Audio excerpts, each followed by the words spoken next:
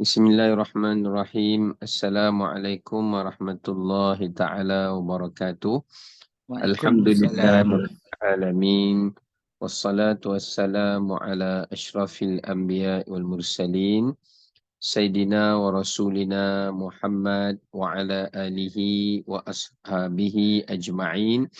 Qala rabbi shrah li sadri wa yassir li amri wahlul 'uqdatam min lisani yafqahu qawli. Subhanaka la ilma lana illa ma 'allamtana innaka antal alimul hakim. Wala haula wala quwwata illa billahil aliyyil azim. Alhamdulillah, kita rafa'kan kesyukuran kepada Allah Ta'ala di atas segala rahmat dan kurniaannya. Pada pagi ini kita diberikan peluang dan keizinan oleh Allah Ta'ala untuk dapat kita bersama-sama berada dalam pengajian tafsir Juzuk Amma, dan insya-Allah kita akan menyambung semula sambungan di dalam Suratul Buruj, sambungan pada ayat yang ke-20. Betul ke? Ayat 20 Betul, mengikut. Ustaz. Okey, baik. Jadi saya akan bacakan ayat yang ke-20 sehingga ayat terakhirlah ya. A'udzu billahi minasy syaithanir rajim. Bismillahirrahmanirrahim. Wa tuhibbunal mala hubban jamma kalla idza dukkatil ardu dakkan dakka wajaa rabbuka wal malaku saffan saffa waji'a yawma'idhin bijahannam yawma'idhin yatadhakkarul insanu wa anna lahu dhikra يقول يا ليتني قدمت لحياتي فيومئذ لا يعذب عذابه أحد ولا يوثق وثاقه أحد يا أيتها النفس المطمئنة ارجعي إلى ربك راضية مرضية فادخلي في عبادي وادخلي جنتي. Sadaqallahul Azim. Baik, kita lihat terjemahan daripada ayat 20 sehinggalah kepada ayat terakhir, ayat ke-30. Allah SWT berfirman, serta kamu pula sayangkan harta secara tamak dan haloba. Jangan sesekali bersikap demikian, yakni tamak. Sebenarnya apabila bumi ini dihancurkan, segala apa yang ada daripada milik kamu di bumi ini akan diratakan serata-ratanya. Dan perintah Tuhanmu pun datang, sedang malaikat berbaris-baris siap sedia menjalankan perintah Allah.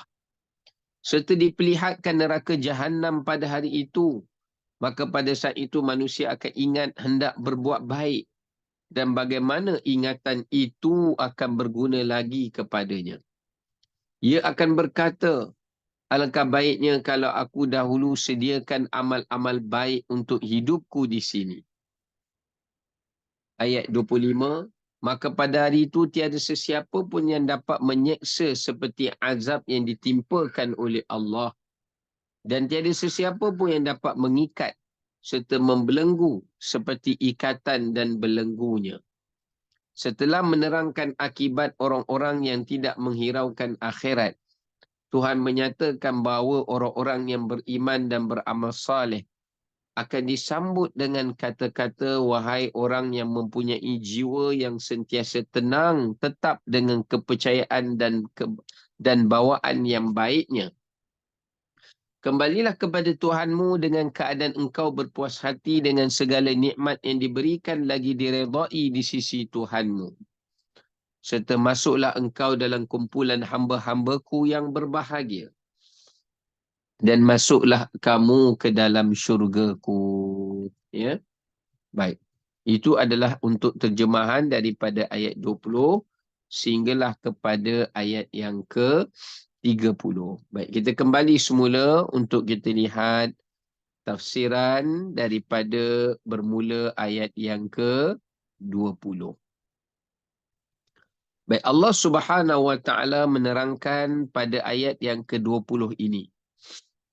Allah sebut antara salah satu perkara yang merosakkan manusia, sifat yang merosakkan manusia, iaitu yang menyebabkan manusia itu menjadi kufur dan menyebabkan manusia itu berbuat zalim dan melampaui batas, adalah merupakan sifat cinta kepada harta atau cinta kepada dunia.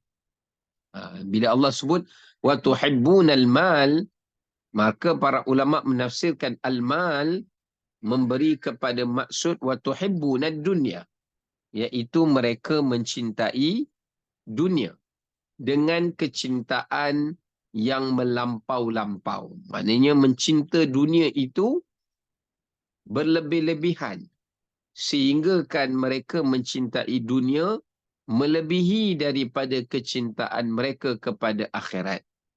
Mereka mencintai ganjaran nikmat dunia melebihi daripada kecintaan mereka kepada janji Allah dan ganjaran Allah Subhanahu Wa Taala kepada mereka. Yakni berbanding syurga, berbanding keampunan, berbanding rahmat. Mereka lebih mencintai akan habuan dunia yang Allah berikan kepada mereka melebihi daripada segala ganjaran-ganjaran Allah Subhanahu Wa Taala yang lainnya.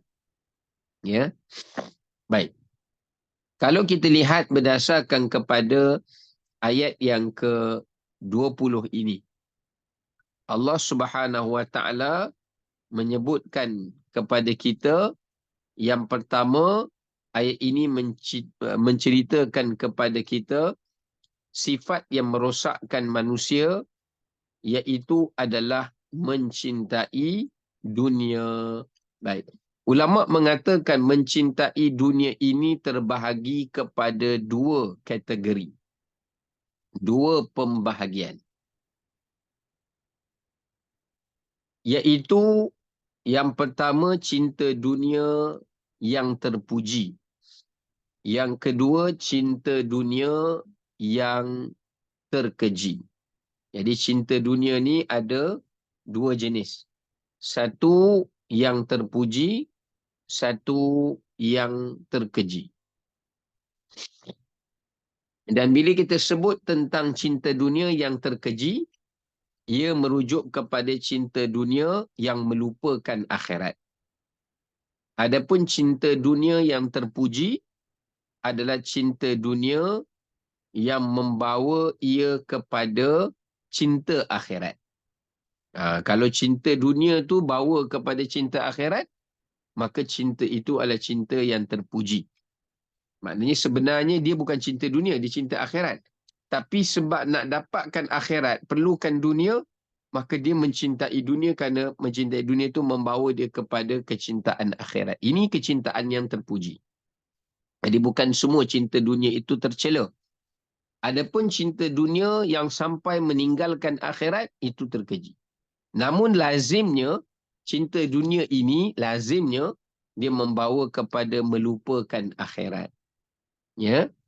Baik. Bila kita sebut tentang cinta kepada dunia, maka para ulama memberikan maksud. Apakah makna cinta kepada dunia itu? Mereka mengatakan cinta kepada dunia itu adalah apabila seseorang mencintai dunia sehingga ia membawa kepada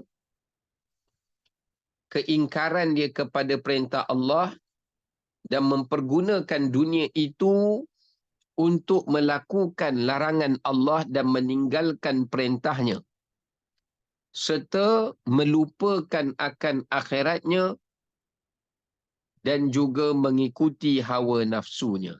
Itu yang membawa kepada kesan cinta dunia yang tercela. Bila seseorang tu cinta dunia, dunia tu membantu dia untuk dia meninggalkan perintah Allah. Kerana cinta dunia tu menyebabkan dia tak nak menunaikan perintah Allah, bahkan mengerjakan maksiat dan larangan Allah.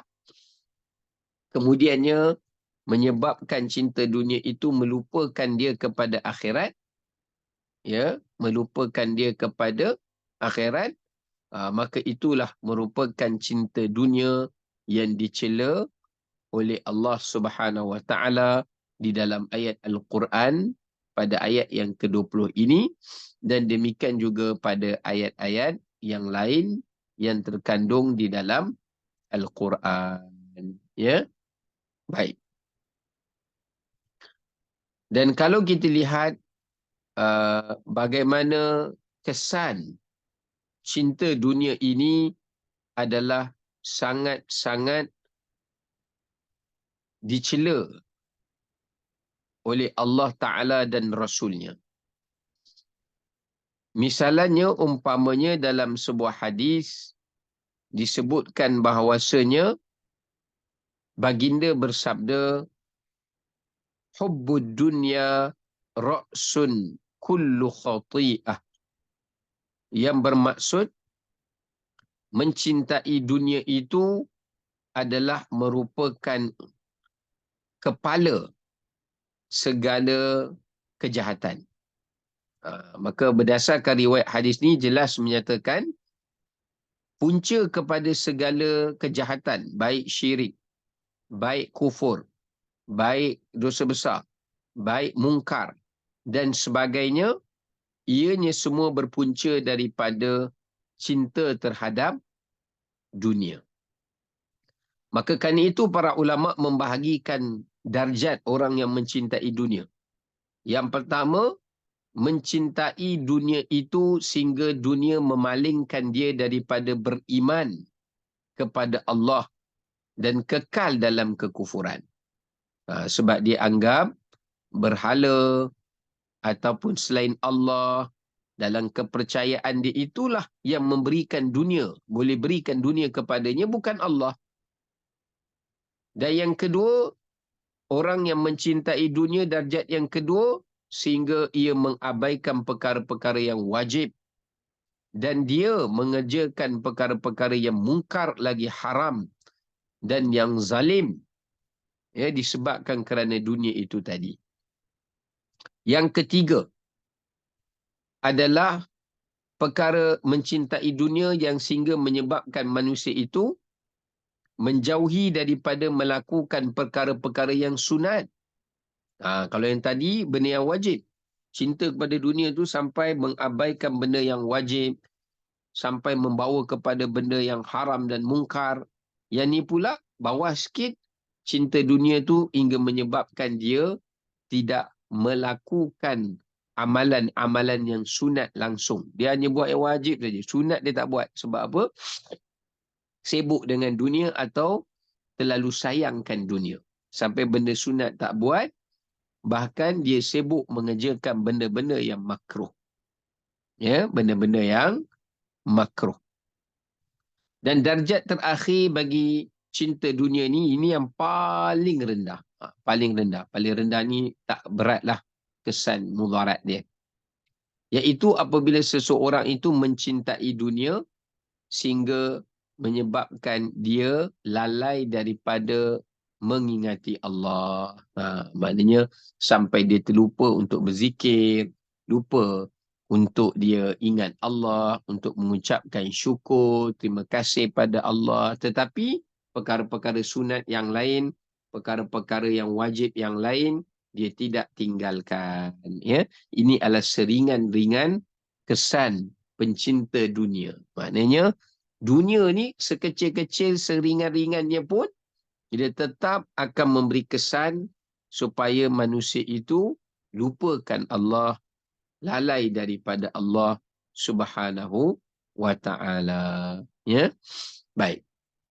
Maka disebabkan oleh kerana itulah kesan daripada cinta dunia ini, dia memberikan kesan yang sangat besar mudaratnya, dan kesan yang boleh menyebabkan manusia itu cenderung kepada perkara kufur atau kepada perkara dosa, kemungkaran, kezaliman dan juga kemaksiatan. Ya. Baik, maka oleh kerana itulah uh, baginda memperingatkan kepada kita bahawasanya mencintai dunia itu adalah ibu dan punca kepada segala kejahatan, kekufuran dan juga kezaliman.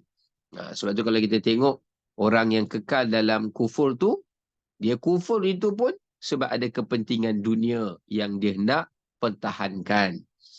Kalau dia buat zalim tu pun mesti ada punca dunia, sifat ketamakan dia itu. Ya. Maka sebab itu kalau kita lihat para ulama juga telah menyenaraikan di antara alamat, antara tanda-tanda orang yang mencintai dunia. Sebab tu kita kena ingat berkatanya Syekh Abdul Wahid Ibn Zaid. Dia kata tamak ini pun ada dua. Kalau sebagaimana cinta dunia pun ada dua, tamak ni pun ada dua. Satu tamak yang terpuji atau tamak yang bermanfaat. Satu lagi tamak yang tidak bermanfaat atau tamak yang keji. Tamak yang bermanfaat ini adalah seseorang yang ada perasaan tamak dalam perkara-perkara amal soleh. Tamak kepada ilmu bermanfaat, tamak kepada amal yang soleh, tamak dalam berlumba-lumba berbuat kebaikan. Tamak seperti ini tak dilarang oleh agama. Sebagaimana Allah sendiri sebut dalam Quran, yad'una rabbahum khaufan wa tama'an wa mimma razaqnahum yunfiqun. Allah sebut dalam surah Sajdah, mereka yang bangun sembahyang malam itu di tengah malam adalah kerana sifat takut mereka kepada Allah dan sifat tamak mereka kepada pahala-pahala yang dijanjikan oleh Allah Subhanahu wa taala kepada mereka. Maka jelas kat sini menunjukkan kepada kita sifat tamak ini juga boleh membawa kepada sifat yang terpuji. Ya. Jadi sebab itu dalam istilah hadis, tamak kepada benda-benda baik ni adalah satu tamak yang dibenarkan. Ya. Adapun tamak yang terkeji adalah tamak seseorang kepada dunia. Dan di antara tanda hati seseorang itu telah terpalit kepada sifat tamak ataupun hatinya sudah terpalit kepada sifat cinta dunia, yang pertama adalah hasad. Bila dalam diri seseorang itu mengandungi sifat hasad yang sangat tinggi, hasad saja. Hasad dalam perkara-perkara dunia lah. Kalau hasad dalam perkara-perkara akhirat tu dibenarkan. Hasad pada orang yang pandai Quran, orang yang banyak ilmu, orang yang soleh, itu dibenarkan. Tetapi ini hasad dalam perkara-perkara dunia. Itu tanda tamak dan cinta dunia ada dalam hati seseorang. Yang kedua, kata para ulama, tanda orang yang cinta dunia itu adalah orang yang banyak bercakap tentang hal dunia. Hidup dia ni kalau celik mata je bercakap saja hal dunia. Bukanlah tak boleh, bukanlah bererti agama melarang kita bercakap hal dunia. Sama sekali tidak, itu tidak benar. Tetapi agama menyuruh kita seimbangkan. Ada perkara kita bercakap tentang akhirat, ada perkara kita perlu bercakap tentang dunia. Mana yang memberi kebaikan kepada manusia akan dunia mereka, boleh kita bercakap tentang dunia. Yang akhirnya kebaikan dunia tu membawa dia kepada kebaikan akhirat. Boleh kita bercakap. Ini tak langsung tak bercakap tentang hal akhirat, Hanya semata-mata bercakap bab makan, cakap bab pakaian, cakap bab uh, apa ni, apa, uh, kecantikan dan seumpama dengannya lah, cakap bab harta. Dalam hidup dia tu, duk cakap pasal itu saja. Tak ada langsung cerita pasal mengingatkan watawasau bil haq, watawasau bis sabr tu tak ada. Berpesan pada kesabaran, berpesan pada kebenaran tu tidak ada. Kemudian yang ketiga kesan dia adalah apabila suka kepada kemegahan. Ini pun tanda seseorang itu terpalit dengan cinta dunia. Terlalu suka sangat bermegah-megah, terpalit dengan kemegahan, suka show off, nak orang puji, nak orang tengok dia, nak berbangga-bangga dengan orang, nak kata orang pandang dia ni somebody. Ini juga salah satu tanda orang yang terpalit dengan cinta dunia. Ya, cinta kepada dunia. Kemudian antara tanda-tanda yang lain juga disebutkan oleh para ulama, orang yang terpalit dengan cinta kepada dunia ini sebagaimana yang disebutkan, iaitu adalah mereka yang sekejap ya, ada call masuk. Apa pula? Okey, kita balik semula. Kemudian disebutkan antara salah satu daripada ciri-ciri tanda kepada kecintaan terhadap dunia juga, iaitu adalah apabila seseorang itu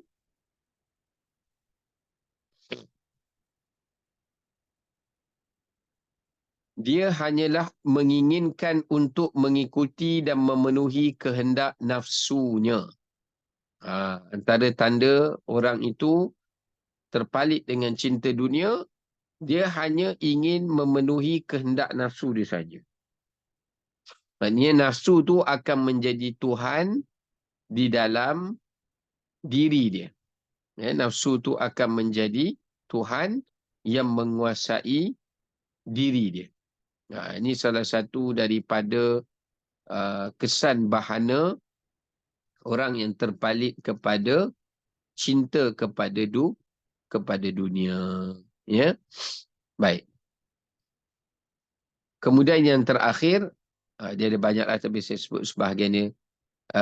Yang terakhir adalah tanda kepada seseorang itu mencintai kepada dunia adalah apabila seseorang itu melampau batas, al-baghyu. Sebab dunia, mencintai dunia menyebabkan manusia akan melampaui batas. Ya, melampaui batas dekat situ adalah merujuk kepada apabila seseorang itu dia tamakkan kepada dunia, maka dia sanggup berbuat apa sahaja sehingga menghalalkan yang haram dan juga melakukan apa sahaja termasuklah kerosakan dan pembunuhan. Ya. Okay, kita kembali kepada ayat yang ke-21. Ayat 21 Allah bawakan kepada kita tentang gambaran suasana saat berlakunya kedahsyatan tiupan sangkakala. Allah sebut dukkatil ardu dakkan dakka. Maknanya Allah ingatkan kepada pencinta-pencinta dunia. Kerana dunia ini tidak akan abadi. Dunia ini tidak akan kekal. Dunia ini akan berakhir dalam hidup seseorang bermula daripada saat kematian dia. Bila seseorang tu, nyawa dia telah sampai di kerongkongan, dia telah mati meninggal dunia, maka berakhirlah dunia. Berakhirlah dunia yang dimilikinya atau dunia yang berada di sisinya. Dah berakhir. Yang kedua, jadi dunia ni, dia berakhir, ulama kata kemusnahan dunia ni, dia berakhir dengan dua bentuk. Satu, dipanggil kemusnahan juz'i. kemusnahan sebahagian. Satu lagi dipanggil kemusnahan kulli, kehancuran keseluruhan. Kehancuran keseluruhan. Ya, baik. Jadi yang pertama sekali iaitu kehancuran dari sudut sebahagian, maknanya dunia ni akan hilang daripada kita. Permulaan yang pertama adalah saat kematian. Bila mati je, habis. Sebahagian daripada dunia ni Allah telah ambil. Tinggal lagi sebahagian dunia tu daripada harta yang kita wariskan kepada anak-anak dan waris-waris kita. Tapi bila Allah datangkan tiupan sangkakala, menghancurkan terus alam ini, habis lebur alam ini, maka pada ketika itu berlakulah yang disebutkan sebagai kehancuran dunia selama-lamanya. Ya, sebab tu Allah Ta'ala ingatkan kepada kita pada ayat yang ke-21 ini, bagaimana dunia ini akan berakhir. Apabila Allah Subhanahu Wa Ta'ala memerintahkan para malaikat untuk meniupkan sangkakala yang pertama, iaitu dengan cara dukatil ard. Dukat ni maknanya adalah Allah Ta'ala akan menggegarkan bumi ini sehinggakan bumi ini akan menjadi rata. Allah gegarkan bumi ini sampailah bumi ini akan menjadi rata serata-ratanya. Maknanya dah tak ada langsung dah. Lembah ke, bukit bukau ke, gunung ganang ke, kehidupan yang ada pada muka bumi ini semuanya telah hancur lebur kerana ditiup oleh tiupan sangkakala. Ditiup oleh tiupan sangkakala menyebabkan semuanya akan menjadi rata dan semuanya akan bertukar menjadi bumi mahsyar. Ya. Itu maksud dukatil ardu dakkan dakka. Baik. Maka dekat sini Allah Ta'ala nak menyatakan kepada kita tentang beberapa perkara pada ayat 21. Yang pertama Allah nak menyebutkan bahawasanya dunia ini tidak kekal. Nikmatnya, kehidupannya dan ganjarannya. Sebaliknya yang kekal abadi adalah merupakan akhirat.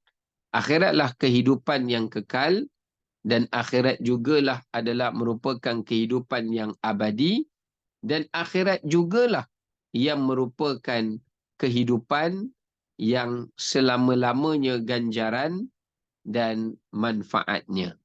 Ya, ganjaran dan manfaatnya. Maka inilah yang disebutkan sebagai hakikat kehidupan dunia. Ya, maknanya Allah Ta'ala nak menyuruh manusia membezakan di antara kehidupan dunia dan juga kehidupan akhirat. Adapun kehidupan dunia, dia akan fana, dia akan sirna. Tetapi kehidupan akhirat yang abadi selama-lamanya, itulah kehidupan yang akan kekal di samping manusia itu selama-lamanya. Sama ada di dalam syurga Allah, Allahumma amin, ataupun berada dalam neraka Allah wal'ayazu billah. Baik. Yang kedua pada ayat 21 ni, Allah Ta'ala nak menerangkan kepada kita, selain daripada perbandingan antara kehidupan dunia dan akhirat, Allah Ta'ala nak menyatakan kepada kita tentang kedahsyatan hari kiamat.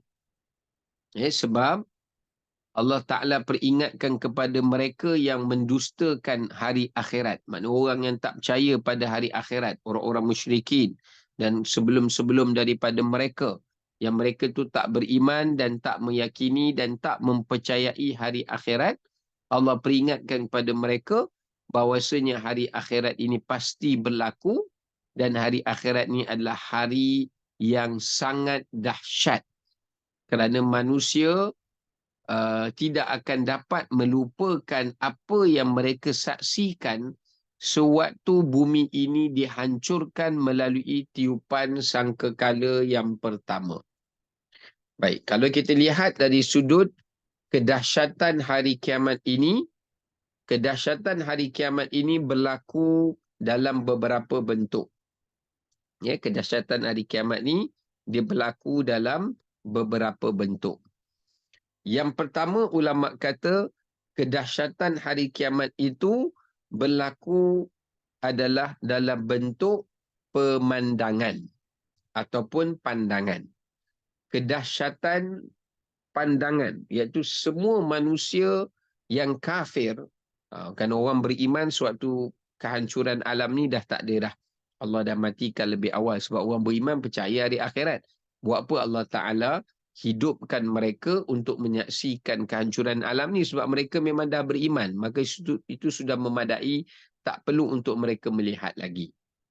Ya Allah kekalkan di atas bumi ini hanyalah orang-orang yang tak beriman, hanyalah orang-orang yang kafir, supaya bila mereka menyaksikan kehancuran bumi ini, yang mereka dahulu dustakan bumi ini tidak hancurlah, bumi ini akan kekal abadilah, dan tidak ada hari akhiratlah. Jadi bila Allah SWT hancurkan alam ini, mereka menyaksikannya, dikala itulah mereka ingin beriman kepada Allah dan Rasulullah sallallahu alaihi wasallam, namun sudah tidak bermanfaat. Sebab apa? Sebab matahari sudah terbit daripada arah barat terlebih dahulu sebelum Allah meratakan dan memusnahkan seluruh alam ini. Ya. Maka dekat sini menunjukkan kepada kita pengajaran dia, iaitu berkenaan dengan tafsir pada ayat 21 ini. Allah Ta'ala nak menyatakan ya, bagaimana bumi, kedahsyatan hari kiamat itu. Yang pertama adalah kedahsyatan pandangan. Sebab bila manusia memandang keadaan kehancuran alam ini, dia sangat-sangat menakutkan. Pemandangan dia itu sangat-sangat menakutkan. Yang manusia tak pernah pandang, tak pernah lihat kejadian seperti itu yang berlaku sebelum daripada ini. Itu yang pertama. Yang keduanya, kedahsyatan yang berlaku adalah merupakan kedahsyatan pendengaran. Bukan pandangan saja, bahkan pendengaran. Kerana tiupan sangkakala yang menghancurkan itu adalah suara yang sangat kuat, teramat-amat kuat, suara yang teramat-amat dahsyat gelombangnya sehingga ia boleh memusnahkan dan menghancurkan semua kehidupan yang ada di atas muka bumi ini. Bayangkan kalau suara yang amat dahsyat tu boleh menghancurkan binaan-binaan dan sebagainya, maka ini sudah pastilah satu pendengaran yang amat dahsyat sehingga kan ia boleh menyebabkan manusia itu mati hanya dengan mendengar tiupan sangkakala itu sahaja. Ya? Maknanya tak ada tempat manusia boleh melarikan diri untuk mereka terselamat daripada mendengar suara tiupan sangkakala itu.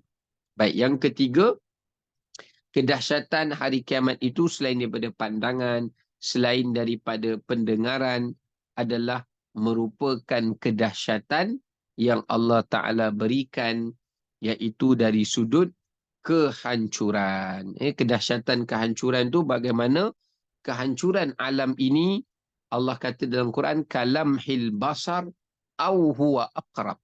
Bayangkan alam yang begitu besar ni, kata Allah, Allah akan hancurkan dia, lipatkan dia, benamkan dia, musnahkan dia hanya dengan satu kedipan mata sahaja. Kalamhil basar, satu kedipan mata sahaja.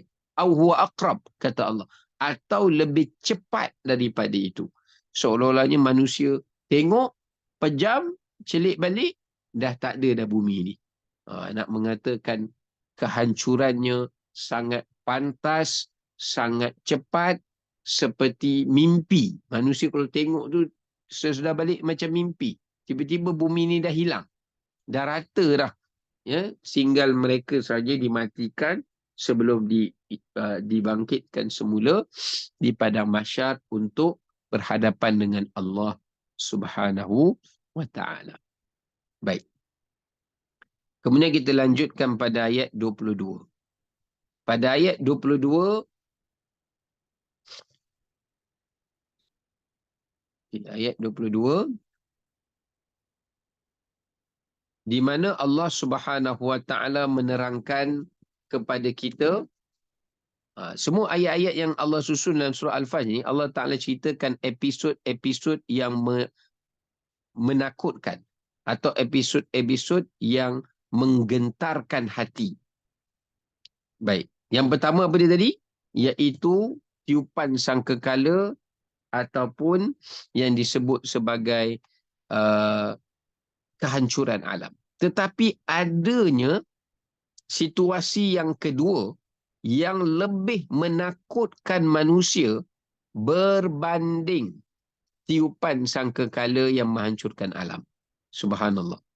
Bayangkan, situasi ini lebih menakutkan manusia daripada situasi kehancuran alam ini. Apa dia situasi itu?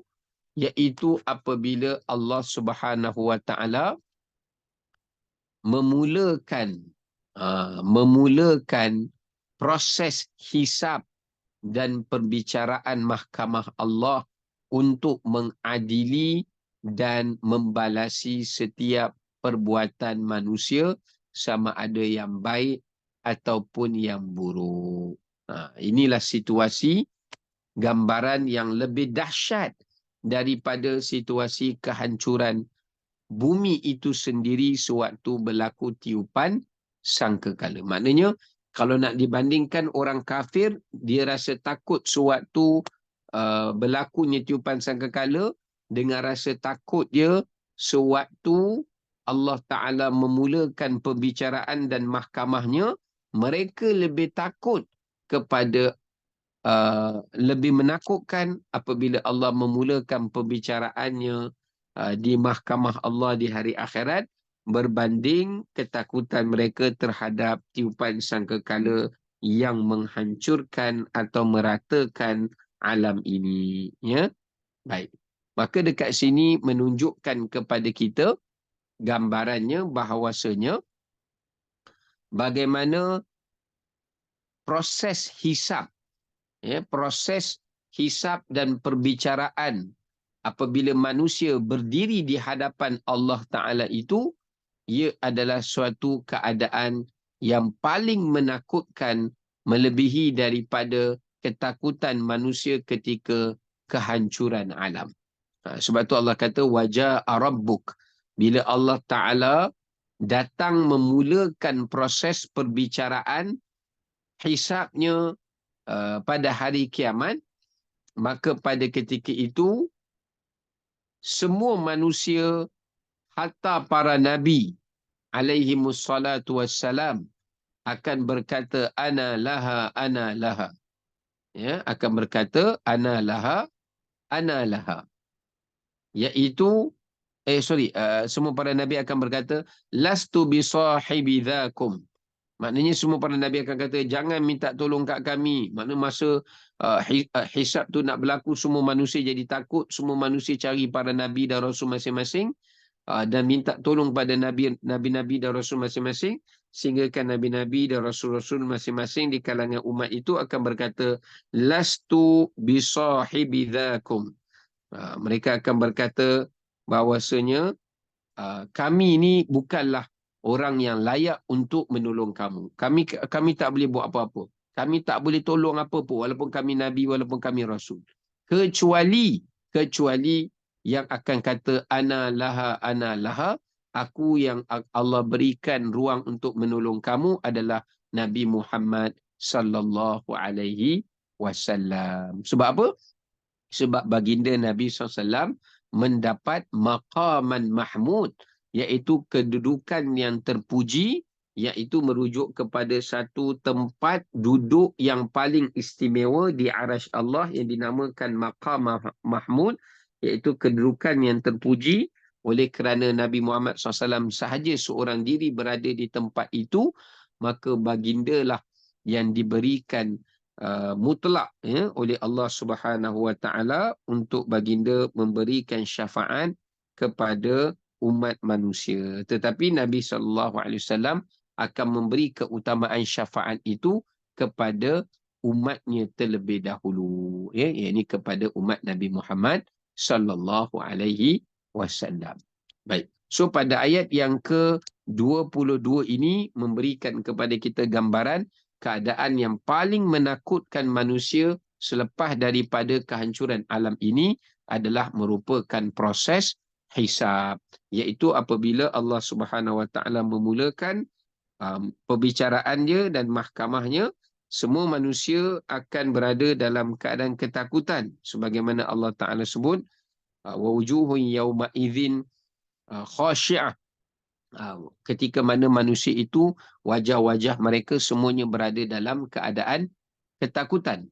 Dalam setengah ayat Quran yang lain sebut qulubun yauma idzin wajifah absaruha khashi'ah. Manusia pada waktu hisab itu hendak bermula, hati mereka akan menjadi bergetar dan pandangan mereka akan tunduk dalam ketakutan. Pandangan mereka itu akan tunduk dalam ketakutan. Itu gambaran yang Allah Subhanahu Taala sifatkan keadaan manusia waktu bermulanya hisab, lebih mereka takut berbanding sewaktu kehancuran alam ini. Baik. Alhamdulillah. Kemudian Allah Ta'ala sebut keadaan yang menambahkan lagi ketakutan itu adalah wal malaku saffan saffa. Bila Allah hendak memulakan perbicaraannya, maka para malaikat akan berbaris-baris, ya. Wal malaku saffan saffa. Malaikat akan berbaris-baris. Apa maksud malaikat akan berbaris-baris dekat situ? Maknanya para malaikat mula untuk berbaris di hadapan Allah Subhanahu Wa Taala. Malaikat berbaris pada hari kiamat ni kerana 3 sebab. Ya. Dan tafsir menyebutkan ada 3 sebab mengapa malaikat itu berbaris. Ya. Yang pertama, malaikat itu berbaris kerana bersedia untuk menyerahkan buku suratan amalan kepada manusia. Sama ada dengan tangan kanan mereka ataupun dengan tangan kiri mereka. Sebab itulah inilah keadaan yang paling-paling menakutkan manusia, sebab pada saat itu manusia memikirkan daripada tangan manakah mereka akan menerima buku suratan amalan. Sama ada dengan tangan kanan mereka yang mereka akan terima ataupun daripada tangan kiri mereka yang akan mereka menerimanya. Jadi mereka tertanya-tanya dan mereka merasa ketakutan untuk menerima buku suratan amal setelah mana melihat para malaikat berbaris untuk mengambil setiap buku amalan dan diserahkan kepada pemilik dan tuannya masing-masing. Baik. Yang seterusnya, malaikat berbaris adalah pada saat malaikat mengepung manusia di padang mahsyar. Ya, mengepung manusia di padang mahsyar supaya manusia tidak dapat melarikan diri atau menyembunyikan diri di padang mahsyar itu apabila mereka dipanggil untuk dibicarakan dan dihisap oleh Allah Subhanahu wa Ta'ala. Ya. Maka itu gambaran yang menunjukkan bagaimana manusia itu akan menerima kepungan daripada para malaikat. Maknanya kalau mahsyar itu bulat, malaikat mengepung sekeliling mereka. Sebab itulah ada dalam ayat Al-Quran, bila manusia dalam keadaan ketakutan, mereka cuba untuk melarikan diri dan menyembunyikan diri sambil mereka berkata, Ainal mafar. Maka malaikat yang Allah tugaskan untuk mengepung mereka itu berkata, Kalla la wazar ila rabbika yawma idhinil mustaqar. Mereka akan berkata, la wazar, tidak ada tempat persembunyian bagi kamu dan tidak ada tempat lari bagi kamu, bahkan ila rabbika yauma idzinil mustaqar. Bahkan kami akan mengejar kamu, menangkap kamu untuk bawa kamu pergi menghadap kepada Tuhan kamu. Ini bermulanya malaikat kepung tu maknanya berbaris tu maknanya malaikat mengepung manusia. Yang ketiga, Malaikat berbaris ini adalah kerana mereka berbaris di hadapan Allah sebagai saksi. Ya, sebagai saksi. Maknanya malaikat juga sewaktu dalam proses hisab akan berbaris semualah. Malaikat Raqib Atid, malaikat Rahmat, malaikat Hafazah. Semua malaikat yang pernah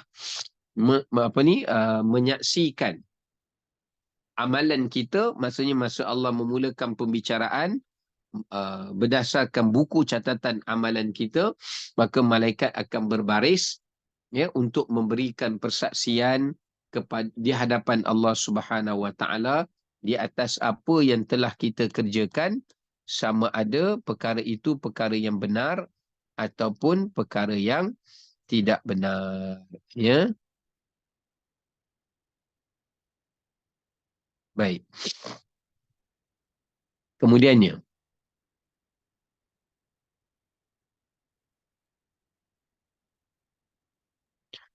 okey, kita pergi kepada ayat yang ke-23. Mungkin ayat terakhir lah, kita berhenti sampai ayat 23 ni. Tak sempat dan sampai habis.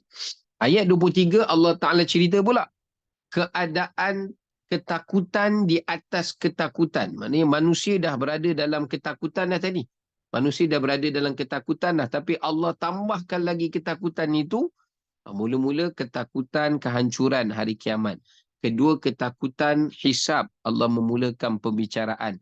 Yang ketiga ni adalah kemuncak kepada ketakutan, iaitu apabila Allah Subhanahu Wa Taala keluarkan, perintahkan api neraka Jahanam supaya dia keluar daripada lembahnya ataupun keluar daripada apa kita panggil sarang dia. Umpama macam sarang lah. Keluar daripada sarang dia, keluar untuk mengepung manusia di padang mahsyar. Ya. Mengepung manusia di padang mahsyar. Maknanya katakan mahsyar tu bulat, neraka Allah ni duduk di bahagian bawah. Jadi bila Allah Ta'ala kata, wahai neraka, keluarlah kamu. Neraka akan keluar dan dia berada di bahagian atas mahsyar itu dan mengepung seluruh mahsyar itu sehingga tak ada ruang bagi manusia untuk melepaskan diri. Dahlah ada malaikat yang kepung jaga. Kemudian dikelilingi oleh neraka Allah di sekelilingnya. Maka bertambah-tambah lagi lah ketakutan manusia kerana mereka dapat menyaksikan api neraka itu dengan mata kepala mereka sendiri dan mereka uh, akan dapat melihat bagaimana neraka Allah Subhanahu Wa Taala akan mencari golongan-golongan manusia-manusia yang tertentu untuk dia dibawa masuk ke dalam neraka Allah lebih awal. Ya, maknanya dia masuk neraka tanpa hisap. Dia ada orang yang masuk syurga tanpa hisap, ada juga orang masuk neraka tanpa hisap. Baik, dalam sebuah hadis Nabi SAW, Nabi bersabda, apabila Allah perintahkan neraka Jahannam untuk datang ke mahsyar, maka kamu akan lihat neraka Jahannam itu akan keluar sambil ia diikat dengan 70,000 rantai. Ya, maknanya neraka tu keluar daripada tempat dia, pergi menerpa ke arah bumi mahsyar ni, sambil dia dirantai, dia macam umpama binatang buas lah, sambil dia dirantai dengan 70,000 rantai. Macam rantai tu mengekang dia lah. Sebab kalau rantai tu tak mengekang neraka Jahannam tu yang agresif tu, dia boleh membakar semua orang yang berada di mahsyar, sama ada orang yang baik atau orang yang tak baik. Akhirnya orang baik pun boleh kena juga. Sebab tu Allah rantaikan neraka Jahannam tu dengan 70,000 rantai. Dan kata Nabi SAW, setiap rantai itu pula dipegang oleh 70,000 malaikat yang menarik-nariknya. Subhanallah. Nak katakan kuatnya neraka Jahannam ni, dia keluar diikat dengan 70,000 rantai, mengekang dia supaya dia tak boleh bergerak banyak. Setiap rantai itu dipegang oleh 70,000 malaikat. Maknanya 70,000 kali dengan 70,000. Ya.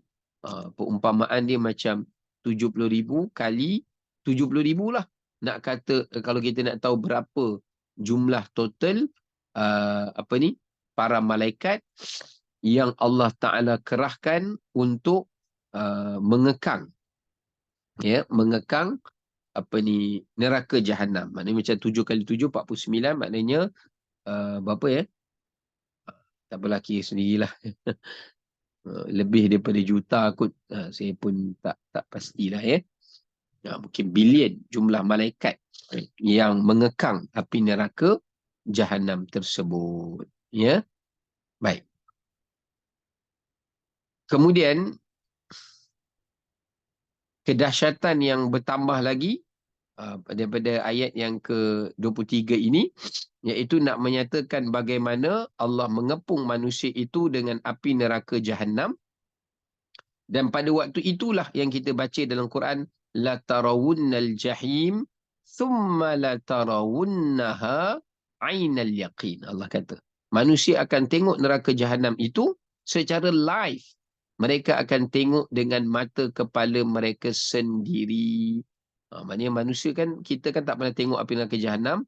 Masa duduk kat padang mahsyar, sama ada orang baik ke, orang tak baik ke, mereka bila neraka jahanam datang kepada bumi mahsyar, mereka akan dapat melihat dan menyaksikan neraka jahanam itu dengan mata kepala mereka sendiri. Ya. Makna katanya dekat sini menunjukkan pada kita seksaan yang berlaku di padang mahsyar ni ada banyak. Satu, seksaan matahari yang dekat sejengkal di atas kepala. Kemudian seksaan peluh. Kemudian seksaan air mata, menangis manusia sampai banjir dalam hadis sebut. Kemudian seksaan hisab. Kemudiannya ada seksaan gambaran yang menakutkan. Kemudian seksaan yang lain juga adalah merupakan menyaksikan api neraka Allah. Menyaksikan api neraka Allah Subhanahu Wa Taala di hadapan mata kepala mereka sendiri. Ya. Bahkan apa ni? Dalam sebuah hadis Nabi sallallahu alaihi wasallam, baginda menyatakan ada 3 golongan, ya, yang api neraka jahanam akan mencari mereka sebelum 3 golongan yang api neraka akan mencari mereka untuk memasukkan mereka ke dalam neraka tanpa hisap. Ya, untuk memasukkan mereka tanpa hisap. Baik. Disebutkan di dalam hadis Nabi sallallahu alaihi wasallam, yang pertama, bila Allah Ta'ala panggil neraka, neraka datang, dia kepung mahsyar, dia tengok, dia ada 2 mata yang memandang, dia ada 2 telinga yang mendengar, dia ada lidah yang boleh bercakap. Nabi sebut dalam hadis yang sahih. Dan dia kata, wahai Allah, aku nak mencari 3 orang untuk aku bawa dia masuk ke dalam neraka. Yang pertama, al-musawwarun, iaitu orang yang membuat berhala. Ataupun bukan berhala, siapa saja buat replika ke, buat tangkal ke, apa saja benda yang mensyirikkan Allah, yang ini neraka akan jemput dia masuk ke neraka tanpa hisap. Yang kedua, sesiapa yang mengajak manusia untuk menyembah selain pada Allah. Ajak manusia kepada ajaran sesat, ajak manusia kepada kufur, ajak manusia sembah selain pada Allah, ajak manusia mengikut agama selain daripada agama Islam, ikut syariat selain syariat Nabi Muhammad SAW, pun neraka akan cari dulu. Yang terakhir, neraka akan cari setiap penguasa-penguasa yang zalim, yang melampaui batas di atas muka bumi dahulu. Ya. Okey, baik. Sekadar itulah yang dapat kita kongsikan. Nanti insya-Allah kita akan menyambung semula pada ayat yang ke 24 sebagai sambungan. Wallahu alam. Assalamualaikum warahmatullahi wabarakatuh.